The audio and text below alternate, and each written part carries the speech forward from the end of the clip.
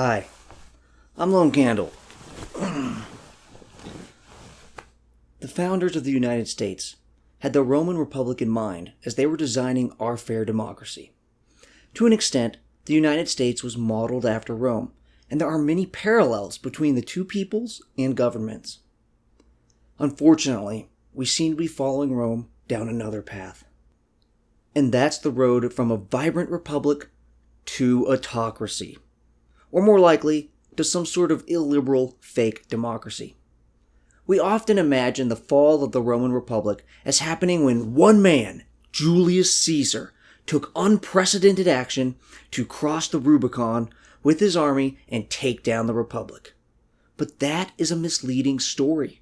The Roman Republic wasn't going strong before it suddenly fell. Caesar's actions were not unprecedented. Roman society and institutions were weakening for over 100 years. The actions of many politicians and the masses led to a breakdown in society and in the republican norms of government.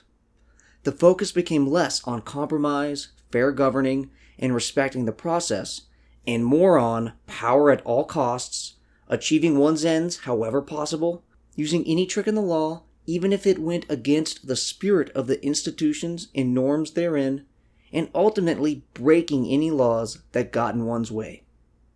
If you're paying attention to U.S. politics, this should all sound familiar to you. There's a story that while leaving the Constitutional Convention, U.S. founder Benjamin Franklin was asked what kind of government they created. And he said, "A republic, if you can keep it." He knew of Rome. He knew that all republics, no matter how old, rest on the beliefs and actions of their people, and that republics are eternally vulnerable to power-hungry politicians, social strife, passions, and autocracy. Franklin knew that the vigilance of its citizens caring about the republic itself was necessary to maintain it. By ignoring the spirit of the Constitution, Americans are walking down the same stairs as the Romans. If we're not careful, we'll find ourselves one step away from autocracy and not even know it. A quick note on terminology. For the purpose of this piece, I'm essentially using republic and democracy interchangeably. In an older, maybe pedantic sense, republic refers to a government where the people vote to elect representatives, and these representatives make government decisions. While in a democracy, the citizens themselves vote on government policy and legislation. In a real-world/modern sense, these words are both used to describe a republic. And if we want to describe the direct voting form of government, we say direct democracy. I'm using the words as they are used today. Every country today that votes for representatives, we call a democracy. So the word democracy now just means republic. If I want to refer to a direct democracy, I'll say direct democracy. Another term, illiberalism. Liberal democracy has nothing to do with liberal versus conservative. It doesn't refer to American progressivism. Liberal democracy refers to republican government that follows the norms and spirit of republicanism. An illiberal democracy is one that has some appearances of democracy, but breaks many of the basic rules. Maybe the press isn't truly free. Maybe the elections are rigged. Maybe groups of people have unfair barriers to voting.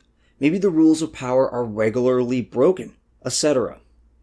The United States could be a broken democracy that is a shattered and soiled figure of the Republican ideals of its founders, and still not be a complete autocracy. Failing to be a full-on autocracy is no defense of broken Republican norms. So, I'll often talk about the U.S. taking steps towards illiberalism rather than simply toward autocracy. And of course, in time, illiberalism can lead to real autocracy, as the generations become more and more used to leaders striving simply for power and not caring for any democratic ideals. The traditional date given for the founding of Rome is 753 BC. It wasn't yet a republic, but a form of monarchy. By 509 BC, the Romans had overthrown their kings and become a republic. Two major classes existed in Roman society, the Patricians and the Plebs. The Patricians were the aristocratic nobles descended from certain original families. and also included some families admitted to the patrician class early on. What defined a patrician was lineage, not wealth. Although the patricians mostly had the best land, later in the Republic some plebs became very wealthy, but were still plebs. And some patricians became poor, but were still patricians. Both plebs and patricians were Roman citizens. Patricians were held in higher regard and had more rights and privileges.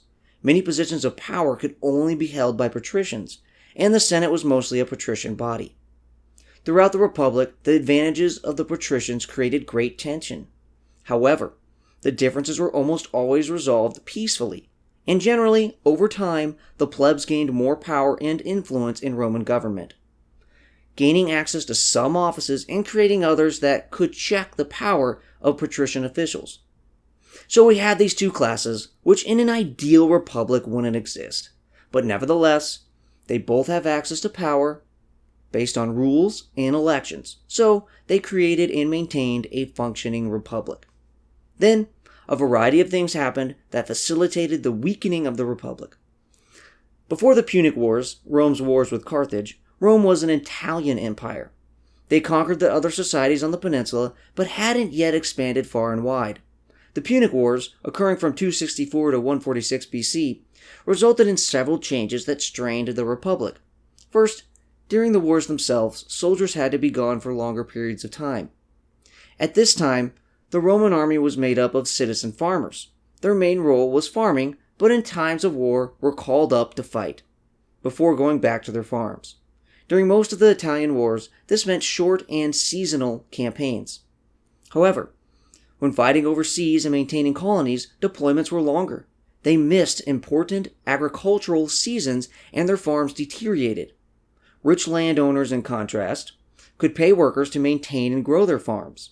Furthermore, the wars resulted in masses of slaves brought back to the homeland. Before, there were some slaves in Italy, but it wasn't a slave society. Afterwards, there were hordes of slaves, and the same wealthy citizens whose farms could be maintained during campaigns were the people who could afford to buy slaves. This means the average farmer not only had to leave their farms untended to fight Rome's wars, but had to compete against slave labor. Additionally, as the population grew, there was just less good land and opportunities to go around. For many, this was untenable, and their farms couldn't survive. The wealthy were more than happy to buy up the small farms. The wars created huge opportunities for people to get rich by stealing the wealth of the conquered, and most of this went to few individuals. It made overseas appointments incredibly valuable, and the control of overseas mines also made the rich richer. People with capital had access to investments around the empire and could use money to make more money. This all created huge inequality. The richest people of this period were far, far richer than the richest people 100 years before. The former farmers had no choice but to migrate to Rome in throngs, looking for work. But there weren't nearly enough jobs in the city. Slaves worked there too, worsening unemployment. The inequality didn't single-handedly bring down the Republic, but it created tensions in society that in the end, the Republic failed to adapt to. Along with all this wealth came rampant corruption. Political office didn't simply give its holder the power of that office, but the ability to gain wealth and investments. Scipio Africanus was the great Roman general and hero of the Punic Wars. He didn't win the war, graciously receive the thanks of the Republic, then go home. He created a cult of personality.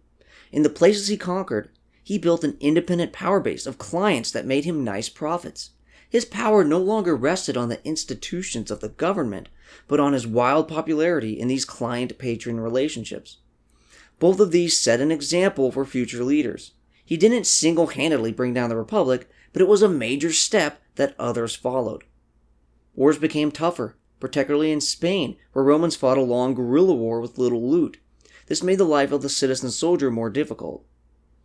All these problems created an environment susceptible to populists and demagogues. Tiberius Gracchus, alive from around 163 to 133 BC, rallied the people to his cause. He wanted to improve the lot of the common man and help them become farmers again. You see, there was state land that for generations some of the wealthy had been illegally using for themselves. Tiberius wanted to take this land back, compensate the current occupants, and give it to the people. The wealthy conservatives severely opposed this idea. To get his way, Tiberius broke norms. He never actually ordered violence, but he flirted with it, using the threats of mobs to get his way. Tiberius held the position of tribune, and the Senate opposed him. He went around the Senate using the plebeian council to pass land reform. Another tribune opposed the idea and vetoed it.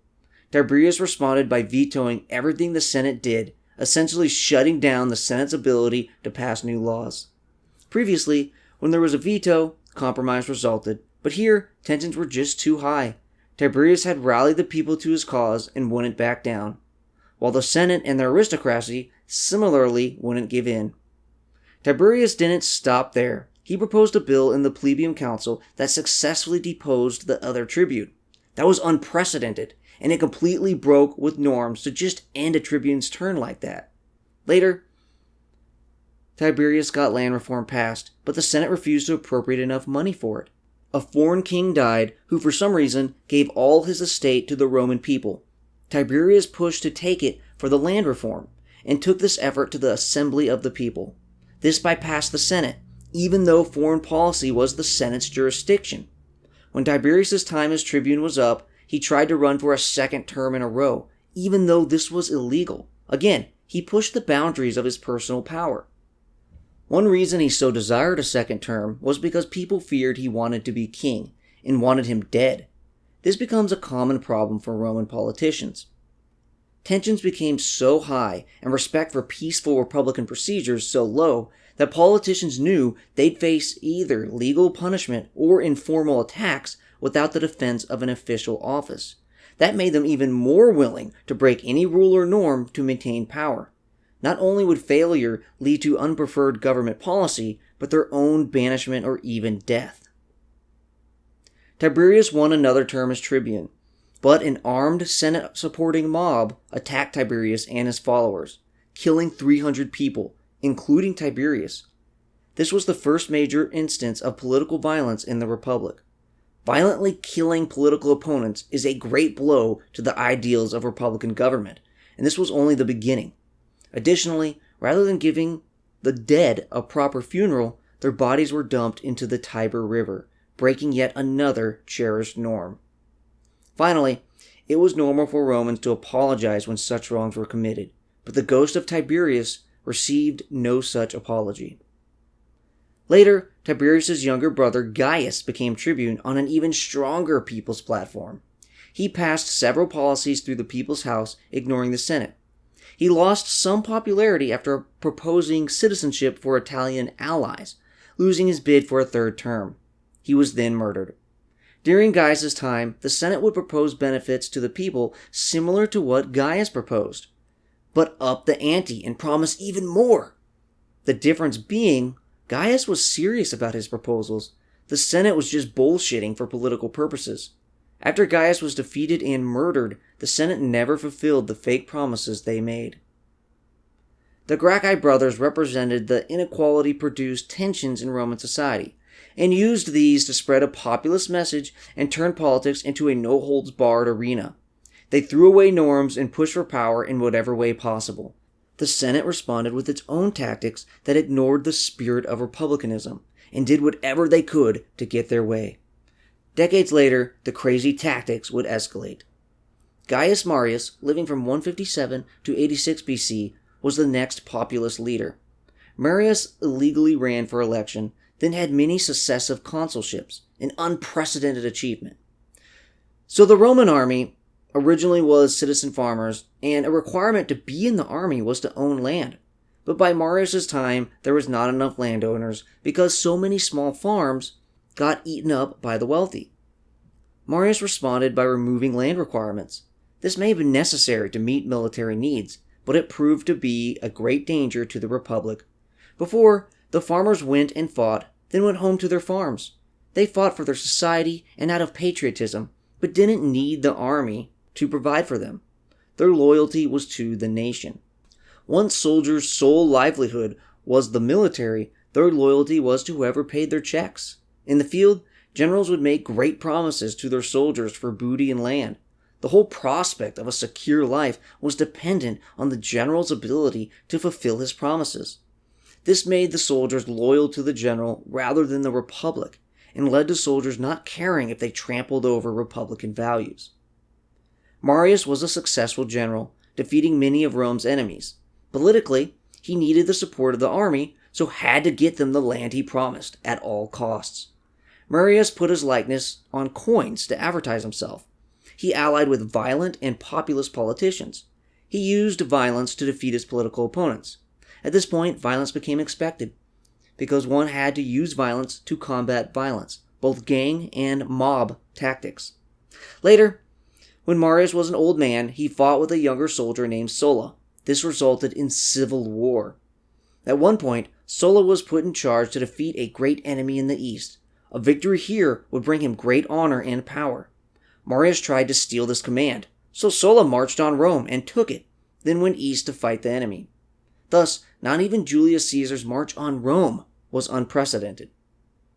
Marius died of natural causes. Later, Sulla appointed himself dictator for life in 82 BC and sentenced thousands of political enemies to death, ruling by fear and terror. Any positive mention of Marius was banned. Sulla claimed his goal was to save the republic. He made several reforms intent on limiting the power of populists, who Sulla blamed for the breakdown of the republic. But as should be obvious, declaring oneself dictator for life and assassinating one's political opponents is no way to save a republic. One of his reforms was to weaken the tribune. Another was to pack the Senate with his supporters. A body that is elected or appointed by formal republican rules is meaningless if a leader can just pack it with his own supporters. A position like tribune doesn't give its constituency any power if a leader who opposes those constituents can rip it of power. Sulla seemed to think he had saved the republic, but his reforms died with him. All he did was further destroy republican norms. After him, politics was all about using any trick available to gain power. Norms and the spirit of Rome's republic were all but meaningless. When Caesar came of age, he had the example of the populists in how to rally the people to his cause and use them to overcome republican norms. He had the military reforms that allowed him to use financial reward and inspirational leadership to gain legions loyal only to him. And he had Sulla's example of how easy it is for a man with power to declare himself dictator for life. Before Caesar, the norms and rules were already broken, leaving the republic bleeding out on the ground. Caesar just needed the skill and opportunity to finish it off. Pompey, alive from 106 to 48 BC, became the next leading man of Rome after Sulla. He used his army to persuade his election. He took whatever title he wanted, ignoring the official rules, although he didn't become a full-on dictator. Another powerful man was Crassus. While Pompey ruled through military might, prestige, and loyalty, Crassus did so through money and corrupt politics. Both methods corroded republican norms. Rather than running in fair elections and letting the chips fall where they may, these two men, along with a younger upstart named Julius Caesar, made a private deal to essentially share power among themselves. Before going to Gaul, Caesar used violence and tricky methods to get laws passed and remove political opponents.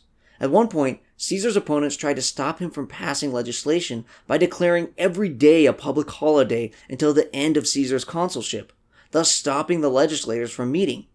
Such a ridiculous, unrepublican trick didn't work on Caesar, who just used violence to keep the legislating body open, and his law passed.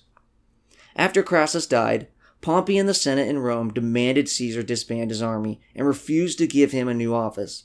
Caesar had committed many crimes, and he knew that without his army or some other position of power, he'd be punished and likely banished. Rather than give in, he marched on Rome, fought a civil war with Pompey, and then essentially became dictator. Later, he was famously killed by senators who wanted to protect the republic, but his adopted son, Augustus Caesar, won a series of civil wars, as gaining power by force was the norm then established imperial rule, permanently killing the republic. 200 years earlier, Roman armies battling Roman armies would have seemed unthinkable. But by the time Augustus was defeating his enemies, it happened regularly. Augustus still allowed the trappings of republican government. He pretended to be the first among equals, rather than the sole ruler. This shows that even at this time, republican norms were valued, and putting on a nice dress of republican norms facilitated Augustus's rule. even though underneath was all dictatorship.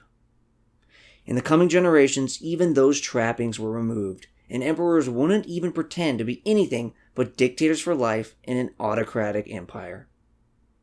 The Roman Republic lasted almost 500 years.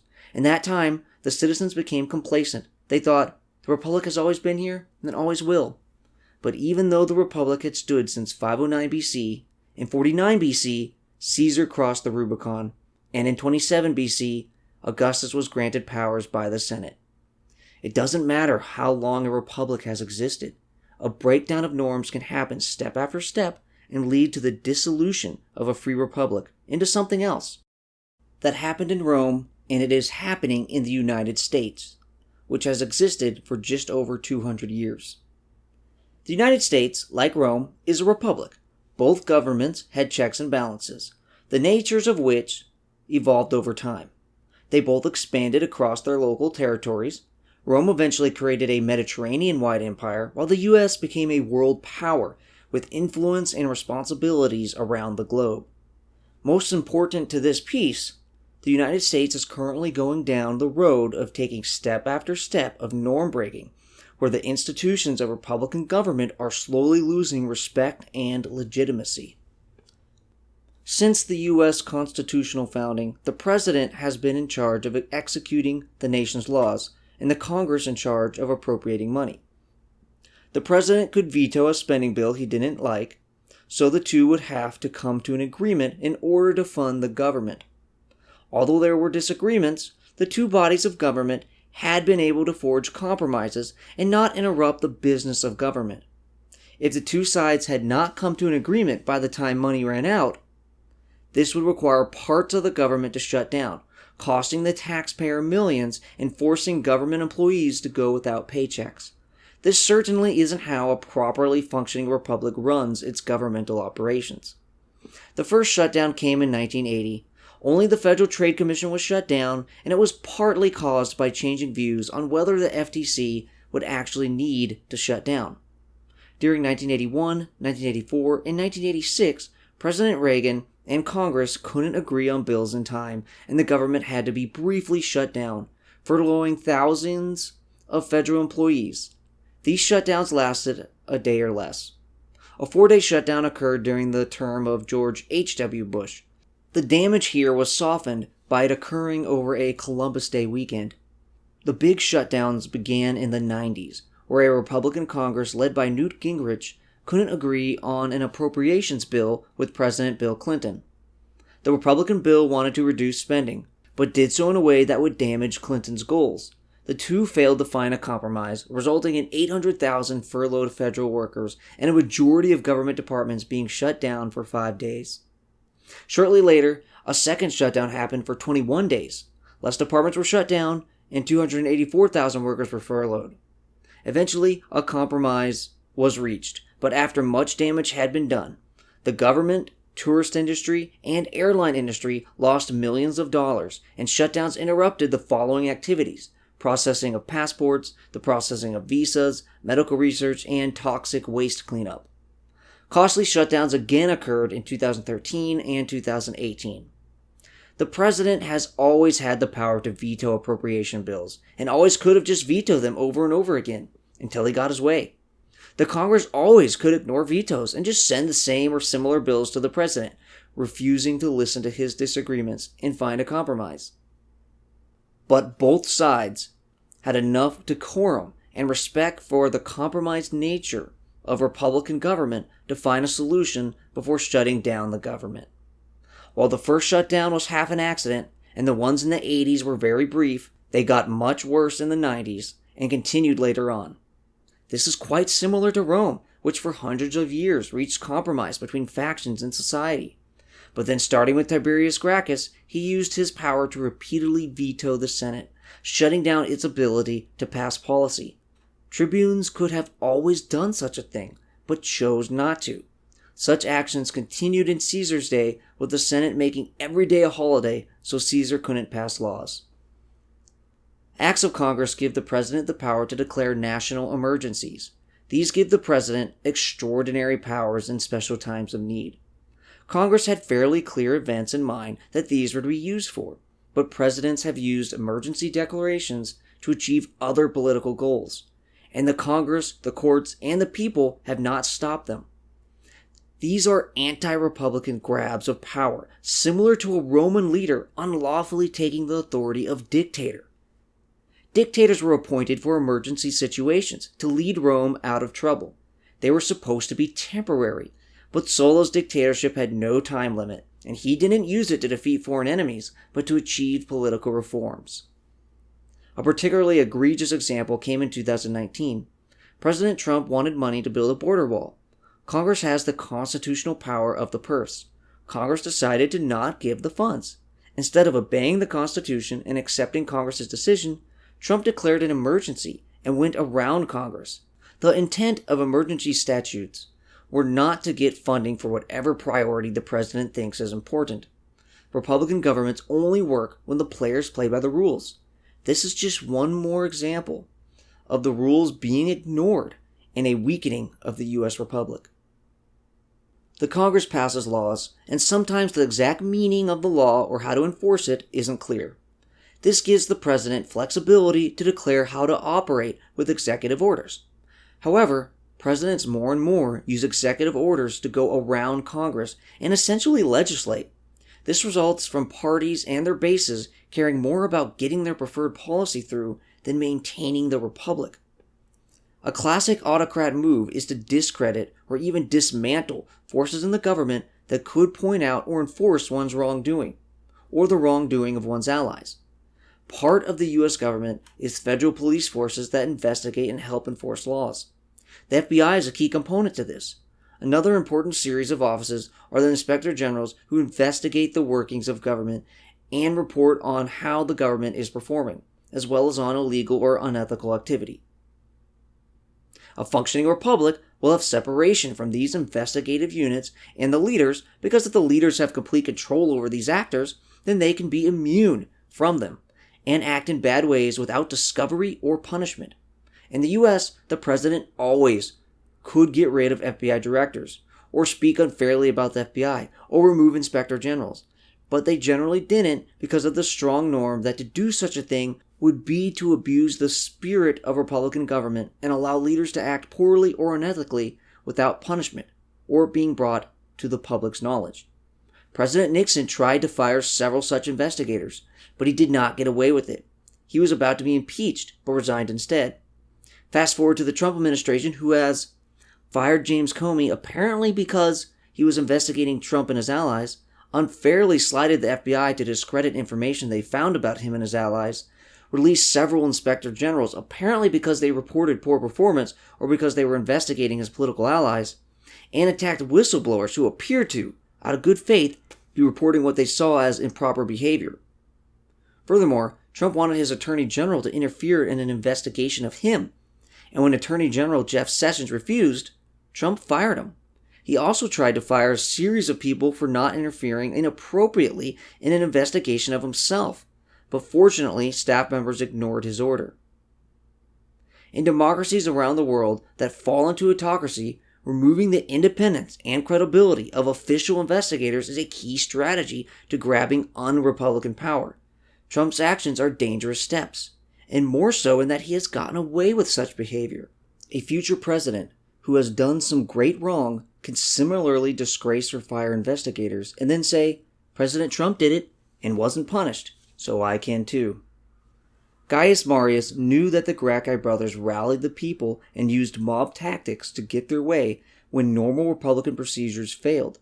Caesar knew that Sulla took power by fighting a civil war and getting himself declared dictator. Augustus knew from Caesar and Sulla that Rome would allow a leader to take un-Republican power. By allowing Trump to act so, we take steps toward autocracy, and now the next step a new leader takes will be further down those stairs. The power to pardon is essentially unlimited. Does that mean it is within the spirit of the Constitution and Republican government to use it to pardon family, friends, or political allies? Of course not. Leaving office, President Clinton pardoned his brother for drug offenses. President Trump has pardoned multiple people not based on due justice, but because they were his political allies. This does great damage to justice, being injustices in their own right, and further deteriorating the fairness and legitimacy of the government. Tiberius Gracchus had another tribune removed from office for political reasons. Someone always could have done that, but before, people respected Republican norms. Likewise, the U.S. Constitution has a method for impeaching and removing a president. The main point to the power is to remove a president who is abusing his power. Lying about a blowjob isn't a fundamental abuse of presidential power. Likewise, some Democrats wanted to impeach President Trump the moment he got into office, before he even took the actions that made his eventual impeachment appropriate. The founders wanted presidents to choose Supreme Court justices, and the Senate to provide advice and consent. Plenty of historical writings from the founders make clear that the focus of advice and consent was to make sure the candidate had the basic qualifications for the job and that he wasn't appointed simply as a political favor. The point was not for the Senate to get an equal say in appointing a judge or to reject a judge based on ideology. However, the letter of the law allows the Senate to reject a judge for whatever reason. The Senate once followed basic norms and stayed true to the founders' goals, but that has since slipped. Democrats and President Reagan escalated Supreme Court approvals with Robert Bork. Reagan by nominating a particularly extreme Supreme Court justice, and the Democrats by going all out to successfully stop him based on ideology. Democrats attacked Justice Thomas for sexual harassment allegations and brought up a sexual assault allegation against Brett Kavanaugh at the last second of his confirmation. Both these justices fought back with bullshit rants that sounded more like firebrand political speeches than a reasonable response against serious allegations. During Obama's presidency, Senate Republicans under Mitch McConnell filibustered judges at unprecedented levels, leading to Democrats to remove the filibuster for some appointments. Obama appointed Merrick Garland for a Supreme Court vacancy, and the Senate Republicans refused to even give him a vote. They simply let the Supreme Court seat stay open in hopes that they would win the next election and could take the seat for themselves. This strategy worked. It blasted a hole in how Supreme Court nominations were supposed to work, but it maintained a conservative court. When it comes to deciding who is and isn't on the Supreme Court, over the last few decades, the U.S. Senate gives less deference to founding intentions and Republican norms, and instead puts all their efforts in gaining power. With no filibuster allowed on normal judges and an alteration to change debating time from 30 to 2 hours, McConnell slams judges through like an assembly line, filling open positions throughout the judiciary, many of which are open due to stalling tactics he led while Democrats were in power. McConnell even got rid of the filibuster for the Supreme Court nominees. Over time, the relatively non-political, neutral third branch of government has become almost as ideological and partisan as the elected branches. The way President Trump acts toward the media is another important breaking of Republican norms. The media plays a fundamental role in a democracy. The people need information so they can judge their elected officials in the next election. Free speech of the people and the media is a fundamental right, and necessary to reveal the faults or misdeeds of government officials. The media is far from perfect, and a president criticizing the media would certainly be fair. But Trump has taken it further. He treats the media like an enemy of the people. He claims that many factually accurate stories are false. He has encouraged violence towards media members, proposed changes to libel laws so he can more easily sue and silence them, and has threatened to sue them. In November 2019, he unjustly suspended a reporter's press credentials, an action that both Fox News and the New York Times worked to overturn. These actions align closely with those of dictators around the world. Fortunately, the media remains free and violence has been very low, but these are steps in preventing the American people from knowing the truth of things. Many Trump followers dismiss true stories simply because they have been convinced that most media outlets can't bring them accurate information. That is a huge breakdown in society, and while this blind skepticism and ill will toward the news media started before Trump, he has escalated it by using the power of the presidential bully pulpit to further damage the credibility of the media that, while flawed, are often bringing true stories. For much of the public, falsehood reigns. Leaders don't need to ban the media to turn toward illiberalism. Just discredit it enough so those who support the leader will dismiss true critical information, and so many in the middle will give up on seeing through all the bullshit and not pay attention to or take actions against a leader's illiberalism. Trump's encouragement of violence wasn't just toward the media. Trump said he'd pay the legal fees of his supporters who engaged in violence against protesters. A Trump supporter actually sucker punched a protester at a Trump rally.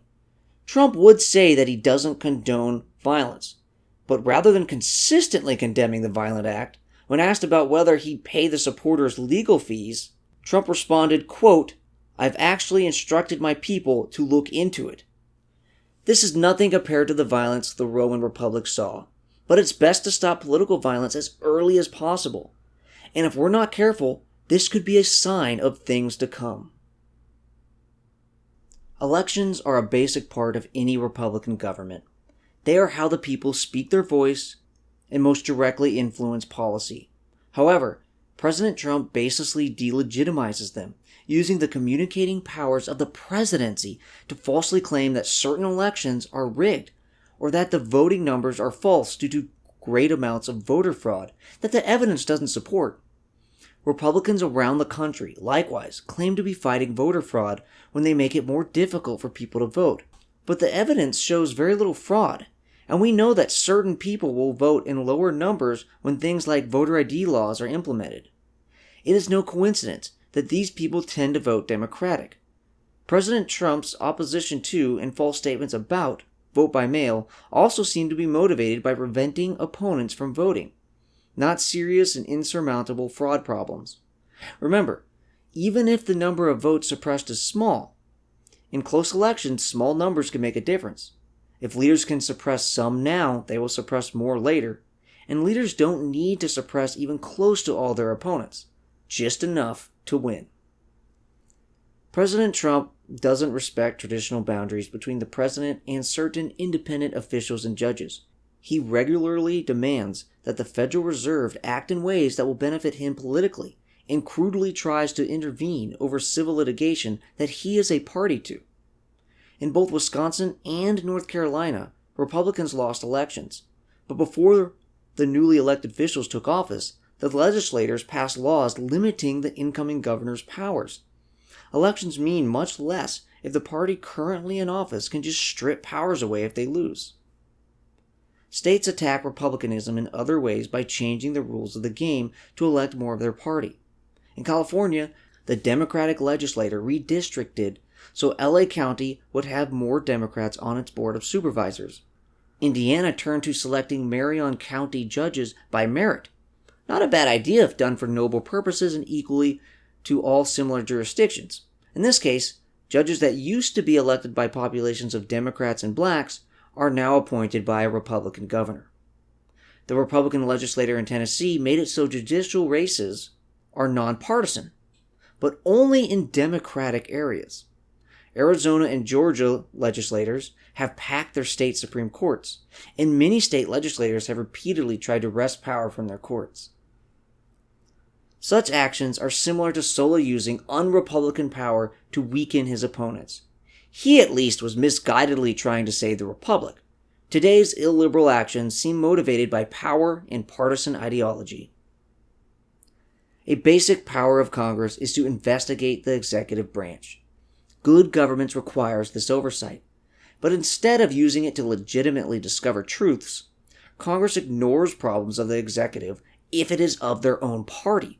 And if it's of a different party, they waste tremendous amounts of time and produce books and books of propaganda investigating bullshit.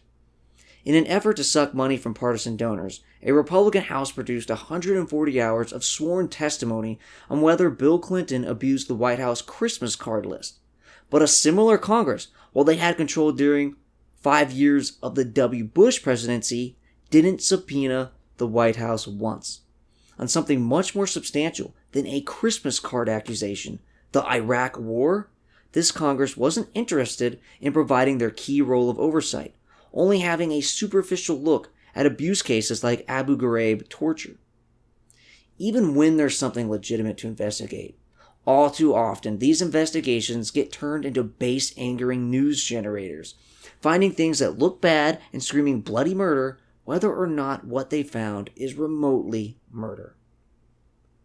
The trends of norm breaking were led early on by Newt Gingrich. He told new Republican candidates, "It is a war for power. Don't try to educate. That is not your job. What is the primary purpose of a political leader? To build a majority." This is the exact kind of attitude that took over Rome. The fair, peaceful, and legitimate transfer of power based on Republican values doesn't mean shit. What matters is power. That is all we should strive for. This attitude destroyed the Roman Republic, and it's destroying the American Republic. After Obama was elected president, Senate leader Mitch McConnell said, "The single most important thing we want to achieve is for President Obama to be a one-term president." This follows in the goals of Newt Gingrich. What doesn't matter is finding a way to produce better policy, even if it requires tough compromise. Keeping norms and institutions strong doesn't mean shit. What matters is political power. The single most important thing we want to achieve is for our party to win the next presidential election. That is not the most important thing for the Senate to be doing, or for Republicans in the Senate to be doing.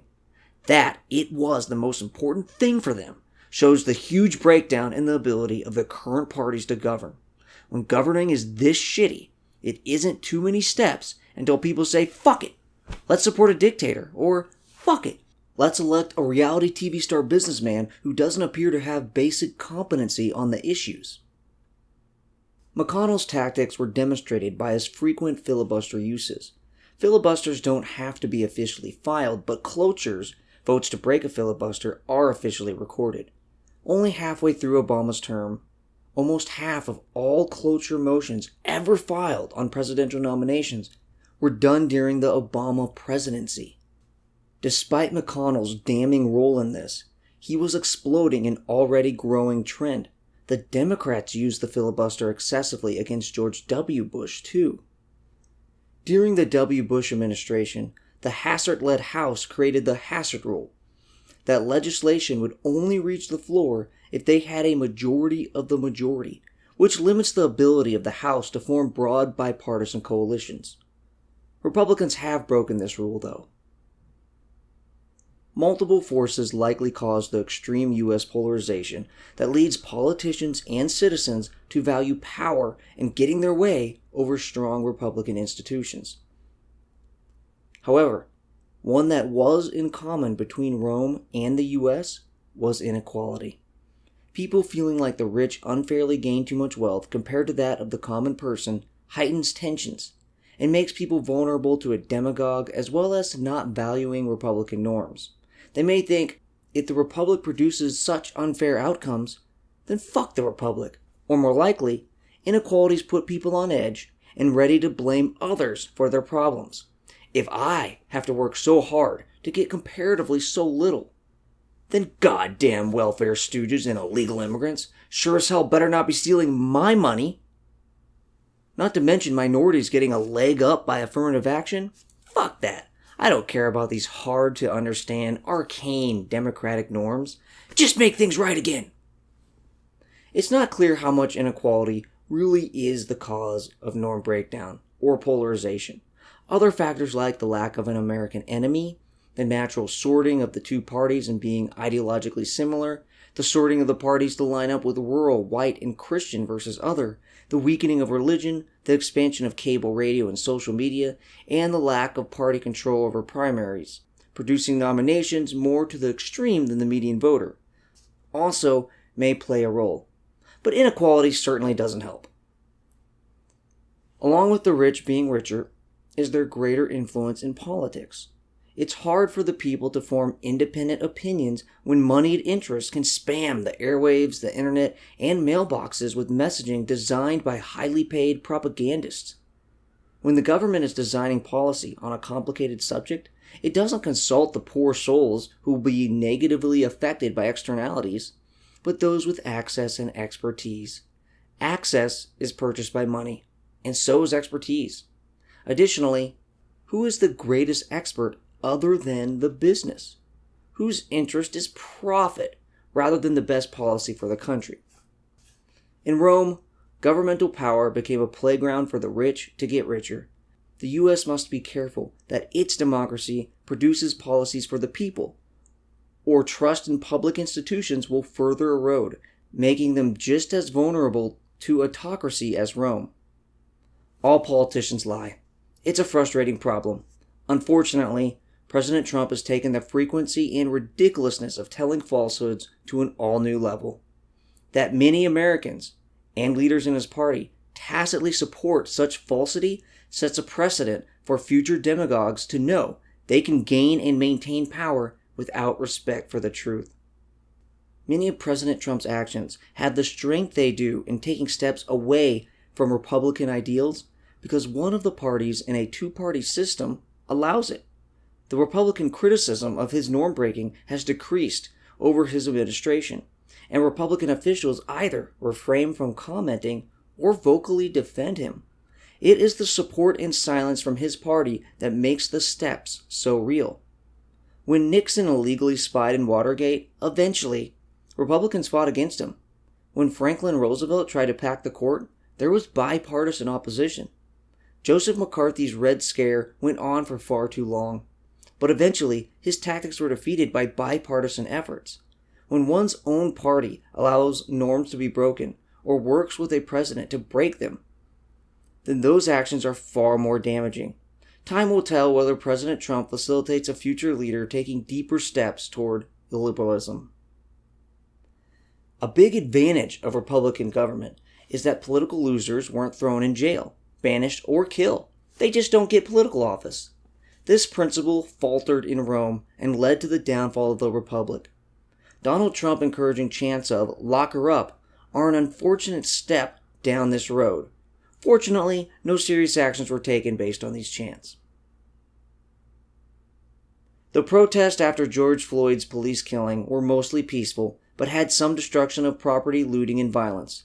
President Trump appropriately condemned such behavior, but also spoke more generally of dominating the streets. No president should want to dominate the streets. This is a free country.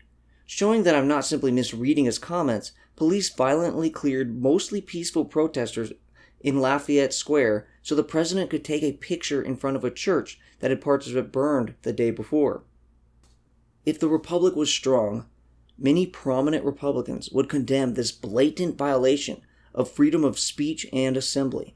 But they did not. It starts with one square, but when leaders get away with it once, they and others will do more later. Additionally, plenty of reports from and video of these protests show police using unnecessary force against protesters. I've mostly described the actions of politicians, and they should be condemned for damaging the Republic. But this trend is the fault of the people as well. Left and especially right-wing bases passionately care about their causes and demand success from their representatives or else. Politicians feel like they face a choice of taking yet another step toward illiberalism or losing power to someone even more willing to bend the rules of democracy. I can't cover every norm broken in recent history, but I hope this survey revealed how similar our norm breaking is to Rome. While the Republican Party has been worse in this, the Democrats are guilty too. So don't let that I'm willing to say which party is worse confuse you. This is an American problem. That is not just the fault of one party. The U.S. slide is verifiable by scholarly indexes created to track democracy around the world. In 4 indexes, the U.S. clearly has begun its downward trend. In another, funded by the CIA, the U.S. is amazingly perfect. The Global Democracy Ranking composes of 60 indicators, and the U.S. has fallen into the category of flawed democracy, mainly because of dropping trust in political parties, elected representatives, and governmental institutions. Another democracy index is Freedom House. Likewise, we've been trending downward. In this index, the U.S. fall is due to Russian interference in domestic elections, domestic attempts to manipulate the electoral system, executive and legislative dysfunction, conflicts of interest and lack of transparency, and pressure on judicial independence and the rule of law. The fall in the U.S. Freedom House score is small compared to other countries like Hungary, Serbia, Turkey, and Venezuela, but still isn't good, especially if the weakening of institutions leads to greater drops later. If we look at 5 different VDEM democracy indexes, we can see that U.S. democracy grew throughout most of the 20th century, but more recently is struggling.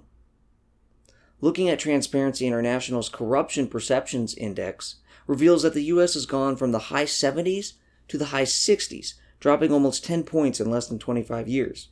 This index measures the perceptions of public sector corruption, so the American people think their government is more corrupt than they used to. This is related to the lack of trust driving a drop in the first index. The United States does, however, have a perfect polity score. This index fails to capture the worrying damage done to Republican norms. I'm not sure if it being funded by the U.S. government plays a role in that, or if the index is just less sensitive for other reasons. It is true that the U.S. isn't an illiberal democracy yet, despite the path it's on. I normally just list my sources on a sources page linked below, but so much of what I've said has already been said by 2 guys that I feel the need to mention them in the piece. So here's a special thanks to Mike Duncan, creator of the History of Rome podcast and writer of The Storm Before the Storm, and to Edward Watts, writer of Mortal Republic, How Rome Fell into Tyranny. There are, of course, many differences between Rome and the United States. My main points are the same, even with a detailed understanding of these differences, so I'm not going to waste your time going through them. Similarly, the story of U.S. democracy is much more complicated than the current decline.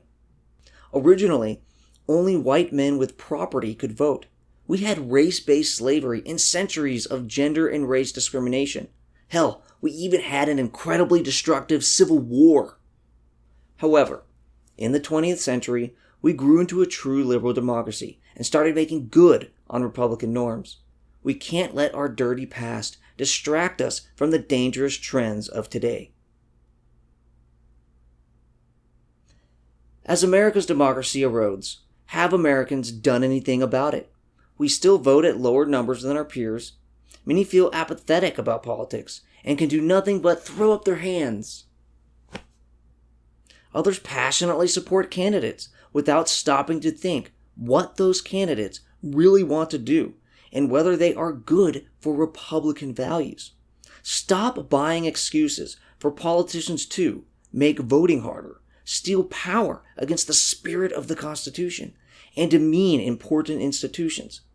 These arguments are almost always bad, yet people repeat them again and again. In Rome, Caesar was popular. Mark Antony famously rallied the people in anger over the tyrant's death. Similarly, in the U.S., each step toward ending a republic isn't met with boos, but cheers. Citizens are too focused on their partisanship, ideology, hatred, and misguided passions to care or notice that they're losing their republic.